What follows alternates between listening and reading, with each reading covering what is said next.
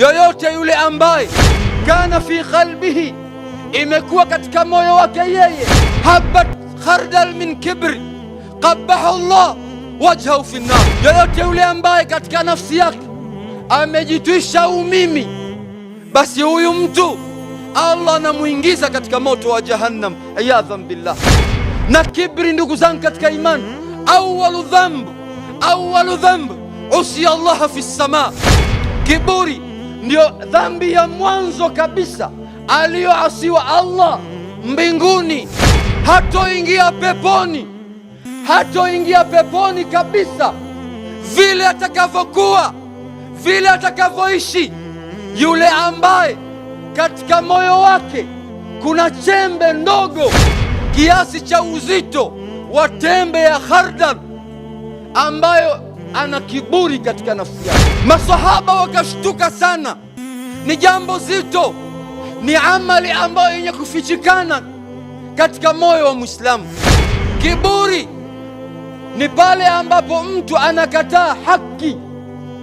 Kiburi ni mtu ambaye anayekataa haki, na vile vile mtu yule anakuwa anadharau watu, anawakejeli watu, anawakunjia sura watu, anajenga uadui na watu katika jambo la haki. Kibri ni maradhi yaliyokuwa mabaya, yanazuia haki.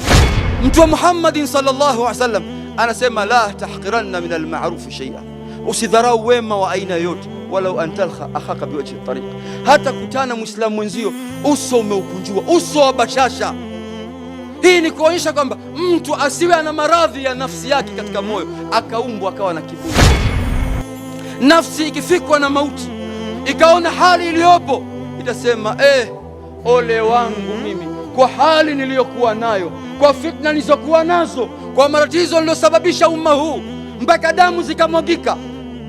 Ole wangu leo kwa hali kama hii, na kwenda kwa Allah, Allah akiwa amenighadhibikia, ndio kwenye hali ya namna gani? Kiburi kinamfanya mtu asione haki. Anaweza akaambiwa hii ni maiki, akasema huu ni muhogo. Wa yauma alqiyama tara alladhina kadhabu ala Allahi wujuhahum muswadda, utawaona siku ya Kiyama wale walomkadhibisha Allah subhanahu wa ta'ala, nyuso zao zimepigwa adhabu ya weusi. Kisha Allah anasema, alaysa fi jahannam mathalul mutakabbirin.